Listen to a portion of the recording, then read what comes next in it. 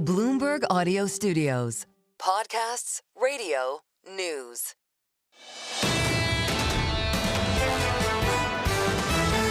This is the Bloomberg Surveillance Podcast. Catch us live weekdays at 7 a.m. Eastern on Apple CarPlay or Android Auto with the Bloomberg Business app.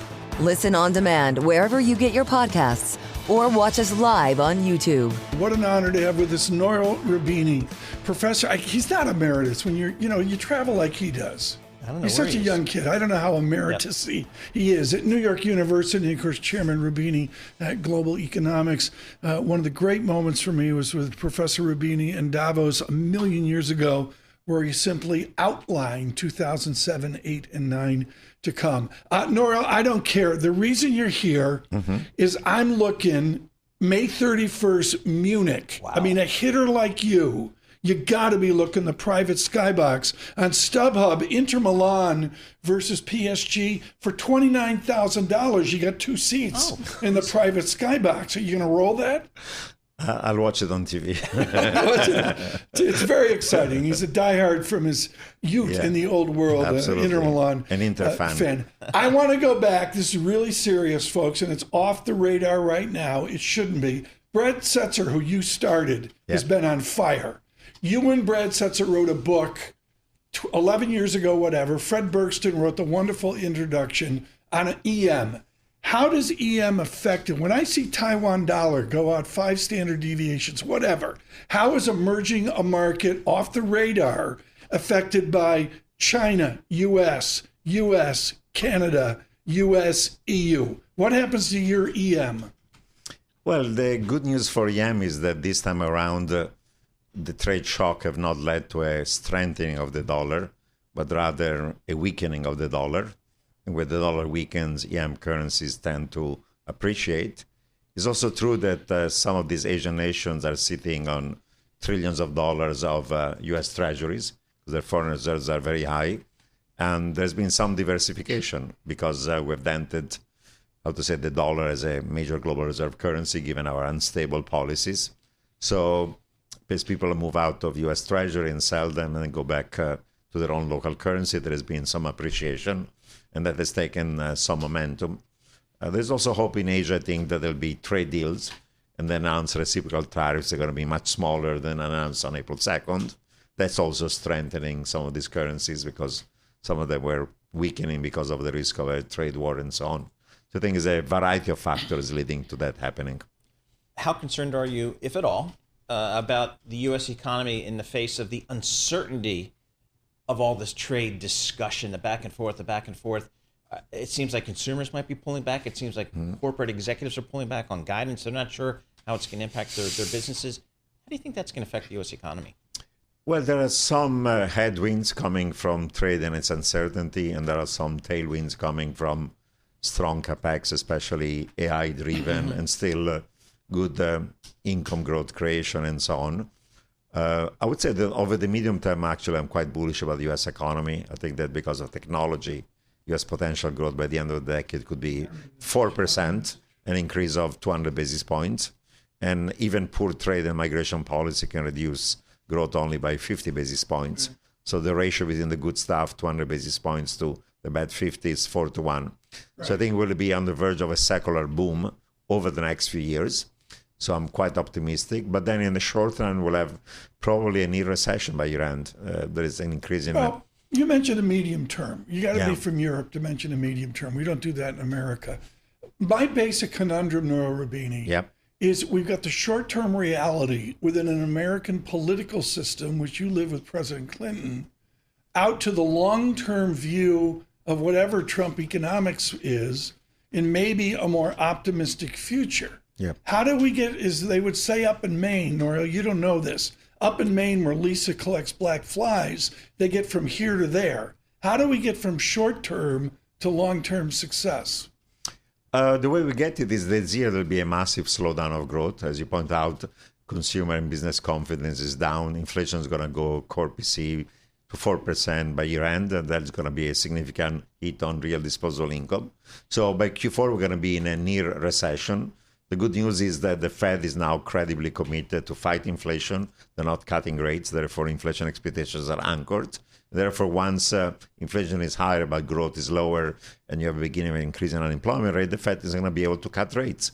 But I think it's going to be a short and shallow recession, maybe a couple of quarters, Q4 and Q1 of next year, and then we'll have a strong recovery because the tailwinds coming from technology are massive. The U.S. is leading in all the technology of the future. Claims are out there on plan. Unit labor costs and productivity were elevated. That's what we'll talk about here. Unit labor costs jumped from a revised 2% up to 5.7%. I got a tariff regime of 3%. You arguably were one of the people that set up, coming off the Atlantic Charter, the global trade, the globalization mantra of a lower tariff regime. Even if we pop from 145% drama in China and we come back down to like a blended 13%, I don't get it. Isn't the gap from a 3% blended tariff up to a 10% or 13% blended tariff, isn't that insurmountable? Probably the blend is going to be more than 13 because my baseline is 10 to 15% for all the world and 60% for China. So the blended could be in the high teens. It's a bad world, but let's put it this way. Suppose that there is an average tariff, say reciprocal on Europe of 10% as opposed to 20. Big deal. The euro can go up and down 10% in a matter of months. So is it good? No. Is it terrible? Something is going to destroy the world? Probably not, because currency can move more than 10% in a matter of months. So, of course, it's a world that is fragmented. It's a world that is deglobalized. But if the average tariff were being, say, 10, 15% rather than only 3%, the impact on growth is going to be, moderate, I would say. It's going to be moderate. Of course, with China, it's a different story. With China at 60%, we're going to decouple from China. And the shock on their growth and the shock on inflation is going to be significant. So I'm more worried about the fact we're not going to de-escalate with China to a significant extent. With all of your political economics, Nouriel Roubini, do you believe common sense will come to the rescue in Washington? Well, more than common sense. In December, I said there'll be 4 guardrails against stupid policy like tariffs, market discipline, good economic advisors, Fed discipline, and thin majority in Congress. Guess what? When the stock market crashed, bond yields were higher, credit spreads are higher, they're always higher, they blinked. And they started to de-escalate. 2, in that game of chicken between Trump and Powell, Trump blinked because he knew he was going to fire Powell, there'll be a shock to the market. So he blinked, and therefore Fed independence was a binding constraint. Eventually, the Peter Navarro of the world were sidelines, and the Scott Bessent of the world had the upper hand, good economic advisors. And the fact is, a team minority, he was boxed in by 4 guardrails. That's exactly what they said in December. I'm running out of time. I got goosebumps because I got Nouriel Roubini and Richard Portis back to back. It's an academic wonk fest here right now. Have you ever done a panel with Peter Navarro? I've not done a panel. I met him during the Trump 1 administration in the White House a couple of times. So it's strange. He has a PhD in economics from Harvard. Did you teach Navarro economics at New York University? No, he was at PhD at Harvard. But we didn't overlap. Yeah, surprising, a PhD in economics from Harvard. But Steve Miran has also a PhD in economics from Harvard. So do I. I got 20 seconds. How does Inter Milan beat PSG? What? How does Inter Milan beat PSG? I don't know. You're going to be there. You spent $28,000 to go. Nouriel Roubini, thank you. Hopefully Inter is going to win. Lisa wants to know, when's the new book out? I don't have a new one. Mega Threats came out 2 years ago, still going. And all the themes of the book Mega Threats are still very important today. All the threats I talked about are materializing. Okay. So, Nouriel, thank you so much. Greatly appreciate it. Nouriel Roubini, I can't say enough his commitment to what we do here on economics, finance, investment, and his international economics. This is the Bloomberg Surveillance Podcast. Listen live each weekday starting at 7 a.m. Eastern on Apple CarPlay and Android Auto with the Bloomberg Business app. You can also listen live on Amazon Alexa from our flagship New York station. Just say, Alexa, play Bloomberg 1130. Ken Shinoda joins us right now with a pedigree at TCW over to DoubleTree DoubleLine Capital. Thrilled to have you with us, Ken. You've got a different gloss from Southern California than the rest of us. When you look at Port of Los Angeles, Long Beach dynamics, within the finance and investment community of LA, what's the tone on this trade war? It's different than New York. Yeah, well, you're seeing a slowdown in port activity. We saw a big pull forward of imports ahead of the tariffs, which is one of the things that led to the decline in GDP in the first quarter. And we're waiting and watching to see how the hard data now comes in. Sentiment has rolled over pretty dramatically as you look at consumer and business sentiment. And I think the market right now is just waiting and watching for what the future data holds. I'm looking at the INGO function, the Bloomberg Index browser. For fixed income, U.S. mortgage-backed securities have been the place to be this year so far to date. How do you guys think about that part of the business? Yeah, it's been a good run. Mortgages struggled dramatically during the rate rise and the coming out of QE into QT. Sometime in the middle of 2023, at the peak of rate volatility, the MBS index was about 200 basis points behind the corporate bond index, annualized for 5 years. Wow. I mean, that's hard to do in fixed income. Nobody wanted to talk to you. Yeah, but from these valuations, we're over 90th percentile on the MBS spread, and we think that's an interesting place to be, especially when you're worried about kind of more risk off potentially. MBS tends to outperform corporate credit. So where do you guys see value today? I think what our market probably is characterized most as just uncertainty out there in the marketplace, whether it's corporate America pulling back some of their earnings guidance, whether it's the volatility in the bond markets, the equity markets. Uncertainty seems to be the story of the day. How does that impact kind of fixed income and agency? Yeah, well, fixed income finally has kind of been a stable place with the Fed, not cutting, but done hiking.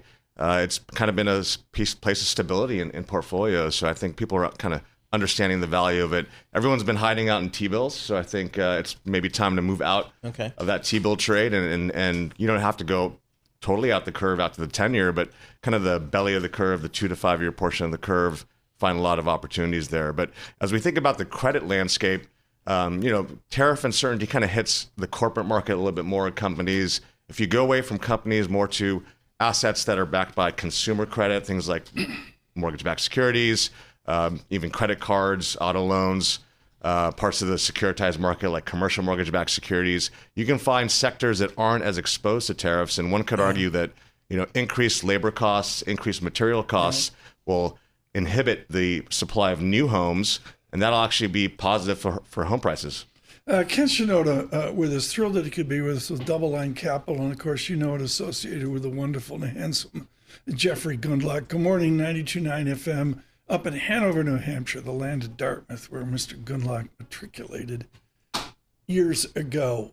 Give me the line from DoubleLine, and I know Jeffrey's really opinionated on this, on private equity and private credit. I'm going to state that's off your remit.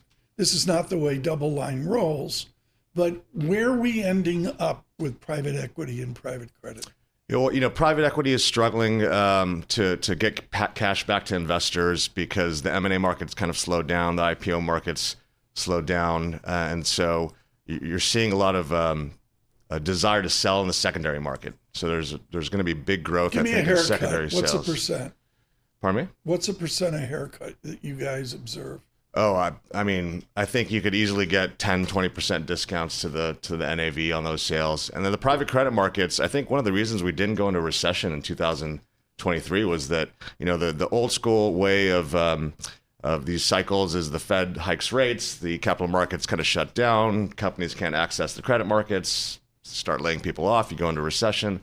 Well, guess what? That happened. Fed hiked rates. The high yield market, bank loan market was effectively shut down for a little bit, but private credit came to the rescue.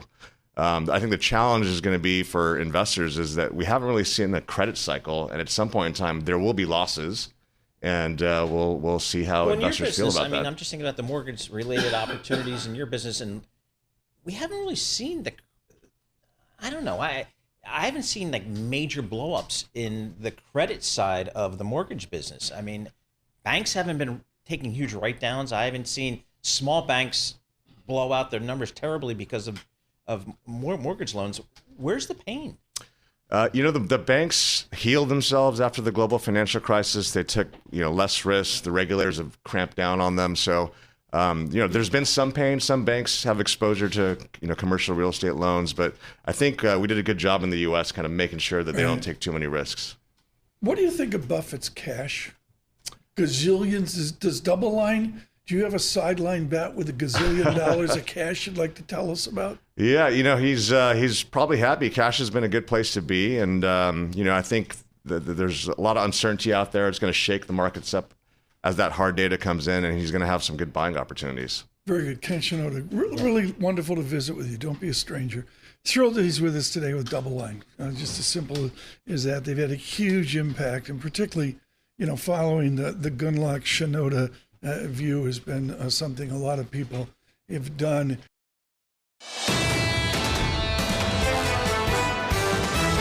You're listening to the Bloomberg Surveillance Podcast. Catch us live weekday afternoons from 7 to 10 a.m. Eastern. Listen on Apple CarPlay and Android Auto with the Bloomberg Business app. Or watch us live on YouTube. Professor Portis of the London Business School with us today in studio. The president speaking at 10 o'clock. Starmer speaking a bit later, I believe, on a comprehensive trade agreement. And of course, with Sterling moving in the Bank of England, it's a 4-hour conversation. Mm-hmm. But we must start, Professor Portis, with a gentleman who was so kind to me. I can't say enough about what Joseph Nye did for me, along with many other people. And all of this was wrapped around his invention of international relations and soft power. What is the legacy of the giant of Harvard? I'm afraid it looks rather shaky now. Sadly, Joe was a wonderful person and a terrific intellect, and the soft power concept really made headway during the day when soft power could exercise power. Now, it seems that we've shifted away from that, and the environment, the international environment, is not conducive to the use of soft power. I see a substitution here that's off the mark. I see the chaos of Liz Truss. I see what we see out of 1600 Pennsylvania Avenue. And the fallback is it's a Kissinger realpolitik. I don't buy it for a minute. I don't see an underlying theory towards Robert D. Kaplan and Henry Kissinger. Am I right? I think that is right. There's no underlying theory, but we are in chaos mode, honestly, internationally, and to some extent domestically in this country, in the United States. And a bit in the UK, and some in Europe as well. So it's not good. The multilateral system is coming apart, and someone like Joe Nye, for example, was a great proponent and advocate of multilateral stability, and it's going. Professor, at the London Business School, when you talk about tariffs, when you teach your students about tariffs, what context do you put tariffs in? Tariffs are a legitimate trade tool in certain circumstances, but the kind of wide-ranging, blunt tariffs that the current administration is imposing seem to me to be very misguided. They will be inflationary. They will be contractionary. The funny thing is that they've been complaining. Stephen Miron, the chair of the Council of Economic Advisors, complained that the dollar has been too strong. Well, they've been very successful in bringing the dollar down, haven't they? Right. Exactly. By causing some degree of chaos. So that's, they shouldn't be complaining about that anymore. And we'll see. We'll see how he adjusts. This trade deal with the UK that is supposed to be announced in just a little while will not be any kind of comprehensive trade deal. It'll be good for us in the UK on cars and steel, and we have problems with both those industries. But really, our main exports to the United States are services, mm-hmm. and the goods side just isn't that important. In the UK, how are they viewing kind of our trade posture these days? Are they trying? Do you think the UK is going to try to be accommodative, combative? What's in their best interest? I think Starmer, is the Prime Minister of the UK, is treading a very fine line and not quite clear which side of that line he's falling on, as between the European Union and the United States. And he's trying to have it both ways, good relationships with both, but it's not clear that that's going to be feasible. So he may, in due course, have to make some tough choices. If he will portray this deal that Trump is about to announce, he will portray that as a great step forward. As I've said, I don't think it's a great step forward. It's useful, but the baseline, as far as I understand from the press, the baseline 10% tariff will stay. A spectacular Thursday for you. Nouriel Roubini and Richard Portis with us now. Professor Portis from the London Business School. Anna Wong. We'll get back to the markets here in the 9 o'clock hour. Michael Nathanson with us on media. And also Jens Nordwig will be with us on currency. I'm told Dr. Wong will be in studio. Very rare for her to break away from her entourage. Professor Portis, I think for Americans, if you read the British papers, it's almost a febrile political vibration, if you will, across the different parts of Great Britain. When you look right now at what we're seeing, which is reform, Nigel Farage coming on, what is the character? Are they, quote, like Trump? Are they like Barry Goldwater from Another Time and Place? What is the character of the Faragites? Barry Goldwater we could live with. The reform is a different story. No, they're much more like Trump, actually. And they, to some extent, are modeling themselves on Trump and trying to get the Trump imprimatur. So I think, are they dangerous in the medium term to the established parties? They are very dangerous to the Conservative Party. They are clearly pulling off a lot of Conservative Party voters. And the Conservative Party may be in terminal decline, which would be a huge political revolution in the United Kingdom, given their dominance over political activity since the mid-19th century. So that would be a big thing. But I think that the Farage effect and so forth will moderate as we get closer to serious general elections. And I honestly, I cannot see them holding the same position in the polls a couple of years from now that they hold now. And they've just taken over a number of local councils and mayoralties. They're going to have to run these local governments, and they have no experience in doing that, and they're going to look bad. Professor, whenever we get you in the studio, we have to ask you, what is the view of Brexit today with a little bit of hindsight? Good question. I think the view of Brexit now is wider and wider understanding what a disaster it has been. The economic effects, the political effects, and reform is in a sense, one response in some dimensions to the politics of Brexit, and is feeding on the voters that still believe that Brexit must have been a good thing, even though they're not feeling it. So when English fans go over to Paris for a soccer match, do they have to go through customs?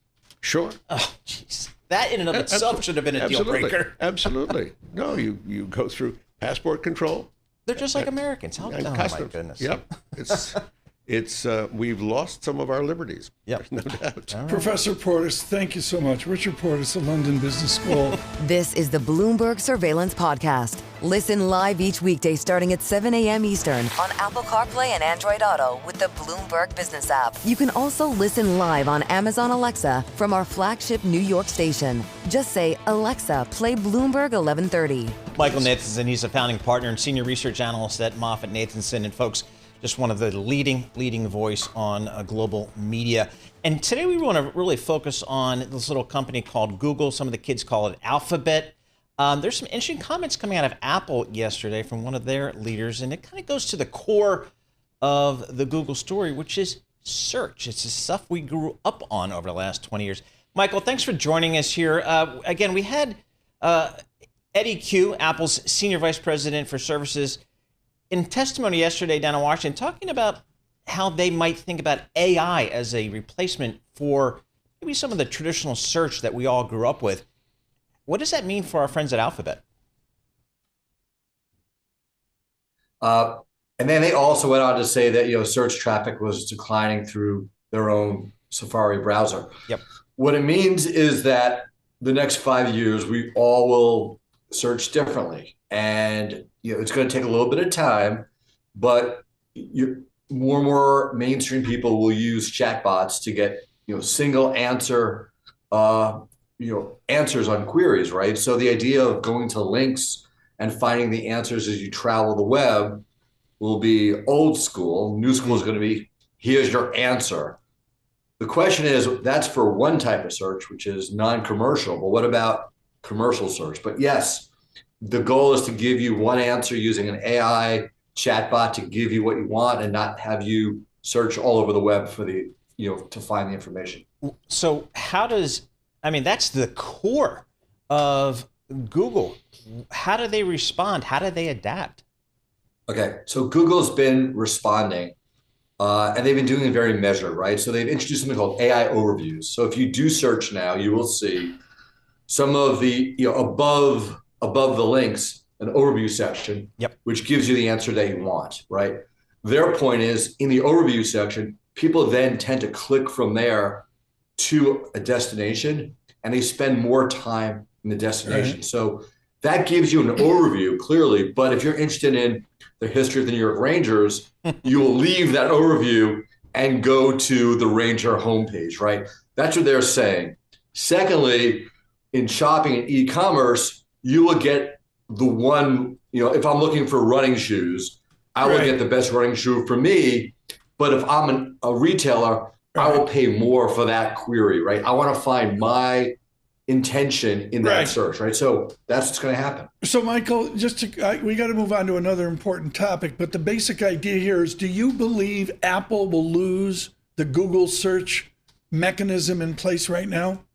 Yeah, Tom, that's, Craig has a sell on Apple in part because we think when you read Judge Mehta's decision and where they're going in this case, it looks like, Apple will not be able to get the $20 billion of TAC they're getting now from Google. So it's going to change. Yeah, Michael, it was an option. I could look at New York Ranger highlights for the season or watch every episode of Andor. You need to explain to me how Disney spent $650 million that they admit for 2 seasons of what Cassian Andor is doing, and they somehow make money off my $19 a month. I still don't get the math. How do they do it? Yes. Well, again, Tom, you know what? If churn rate is only 1 or 2 or 3%, not everyone's watching Andor, and they've taken pricing on Disney Plus, and basically people are happy with, they're not churning out of the product. It's kind of amazing, right? Now, Disney's an anomaly because they also have kids programming. But, churn in streaming is pretty high. Look at Warner's results today. We'd argue it wasn't a great result. So that's a whole nother topic. So, Michael, as it relates to Disney, did they finally turn the corner with your clients, with institutional investors out there yesterday by saying, hey, we are solidly profitable in streaming. We figured this stuff out. Parks is a great business. You all know the parks is a great business. And just don't even worry about the cable networks. Have they sold that story? Well, Paul, that is exactly the story that I would sell, and you just framed it really well. I think people are still worried about the macro. It's hard not to when we listen to Bloomberg Radio in the morning. So I think yesterday also was a bit of a response. No, come on. It's these are nervous times, right? But we are so worried about the parks, and historically parks tend to be a little bit later, in terms of canaries in the coal mine. So I think the recovery in stock yesterday was like, hey, we're not seeing it yet at Disney. We're good for another quarter. But Paul, to your point, if they can do $7 of earnings, which has been a mythical number at Disney for years, and it's all parks and all streaming, the stock's worth a lot more than $100 right now, right? That's what I think people are waking up to. Michael Nathanson, I'm fascinated by the execution of Brian Roberts Incorporated. There's 8 ways to go here. Folks, for those of you worldwide, NBC is splitting apart some of their Moffett-Nathanson world into different announcements, different geographies, lots of emotion within the Bloomberg 1130 region. But take it worldwide. Are we going to see every media company do this, Michael Nathanson, where they split apart the conglomerate? Tom, that's what's going to have to happen here, right? Because the market doesn't pay anything anymore for cable networks.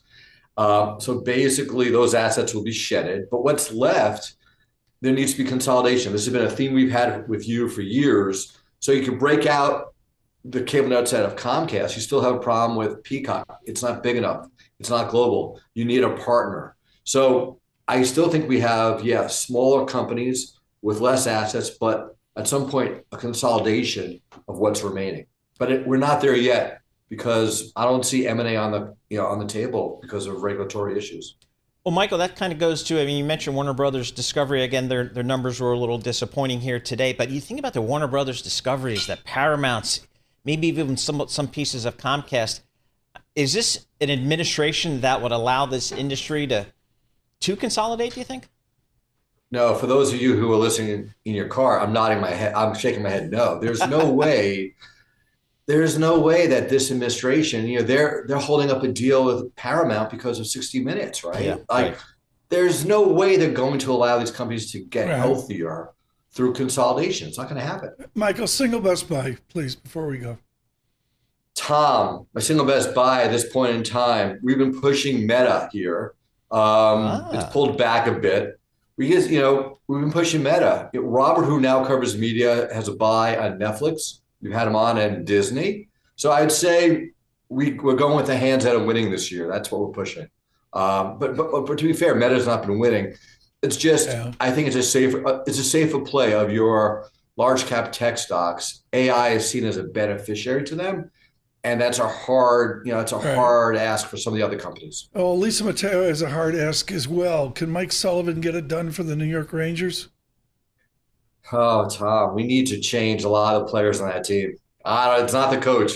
It's the administration. You got to get rid of the GM also.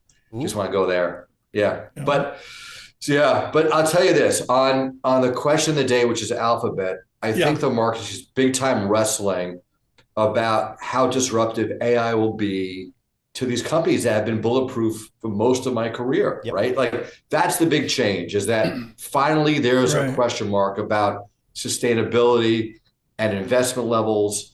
And I think you've got, Alphabet in that zone of like, look, there's uncertainty here for the first time, right? And it's been a great company, great stock. And now we've had uncertainty. Don't be a stranger. Michael Nathanson, thank you so much. He co-writes with Craig Moffett, Michael Nathanson Definitive on Wall Street. Yep.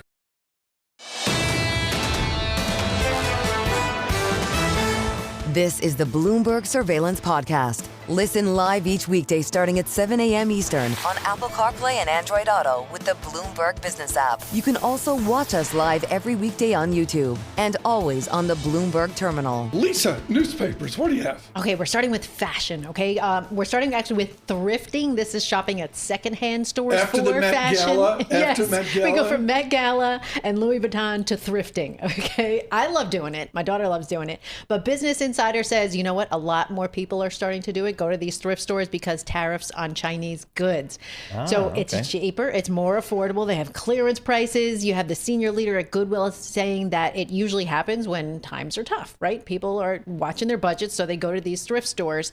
You have reseller ThredUp. They predict the secondhand market to reach $350 billion by 2028. Really? That's up from $197 billion in 2023. It's all about prices and what you can afford. How's Rent the Runway and all that doing? Where you rent, I never understood renting clothes, but there it is. It works because you don't have to kind of buy something and then just keep it and just keep wearing the same thing. You always get something new. You give it back and you get something new. A lot of the young ladies here at Bloomberg News, I see they do Rent the Runway. Sure. And they say it works great. They love it. I haven't particularly done it, but I've heard a lot of stories, especially if you go out to different events like the Met Gala. Back in the day, she's the one that turned me on to that. Yeah, I can't. She knew that. Next. Yeah, it's a big thing. Okay, we've talked about AI, right? All the different uses for AI. Another way AI is being put to use, I saw this in the New York Times, it's bringing British novelist Agatha Christie back to life, kind of. Okay, so she passed away in 1976, right? But now you have this avatar of her teaching an online writing course with BBC Maestro. This is this online lecture series, like think masterclass, right? Yep. Same thing, about $105. So how it actually worked, you had this team of researchers, right? They wrote a script, they used her writings, her archived interviews, and they made a digital prosthetic, which was made with AI and then fitted over a real actor's performance. So this is what they're doing. The company, this BBC Maestro, says, you know what, we're not trying to pretend that this is really her, brought to life. We're just kind of bringing this to people. But her family, though, who manages her site, say they're okay with it. They're fully on board. Could we maybe just read one of her classic books and how she ends a book like no one else? There you go. I mean, that would be like the strangest thing. AI. Michael Nathanson with us here in the 9 o'clock hour on Google, Apple, and AI. What do you got next? Okay, Real ID Day, right? So we've been hearing so much about the delays at airports, especially Newark. Adding to the noise was the big switch to Real IDs that started yesterday. But you have it, right? I have one. Wow. You're the only one I know. But a lot of people don't. The lines at DMV are crazy. But it turns out that first day yesterday wasn't actually that bad. Okay. The Wall Street Journal said they sent a travel economist. They tested the system with no photo ID. Got through in 20 minutes flat. All right. I mean, this is from 9/11. Yes. This whole move towards a different ID is from 9/11, and we're finally. And it kept getting pushed back. I mean, what's wrong with the driver's license? Was that really the problem? 9/11? I don't think so. I don't get. It's just. I just don't get This is a solution in search of a problem. Do you have here. it? Yeah. No, but I've got the. You have your passport. I've got the passport. I'm not bringing my passport. I've got the global entry card. And that still works. And that works. Okay. So, but I mean, talk about a solution in search of a problem. I strongly agree. Oh, I just goodness. no It's one just sold me yet that America needs us. No, it's just a complete. It's tough, but you have to go there with the right documentation. Because my son But got turned away wants to go to 3 DMV. times. And New Jersey's compliance with this is like the worst in the country. Yeah, I've heard that. Yeah. Texas is. Thank you very much, DMV. Okay, are you done? Is this? Are you, I mean, that was a real downer. Sweeney needs a Tang mimosa. Get me on the New Jersey DMV. I've got a lifetime of scars there. Yes, is there such a thing as a Guinness mimosa? Oh, I don't think yeah, there is. Lisa Mateo, the newspapers, thank you so much. This is the Bloomberg Surveillance Podcast, available on Apple, Spotify, and anywhere else you get your podcasts. Listen live each weekday, 7 to 10 a.m. Eastern on Bloomberg.com, the iHeartRadio app, TuneIn, and the Bloomberg Business app. You can also watch us live every weekday on YouTube and always on the Bloomberg Terminal.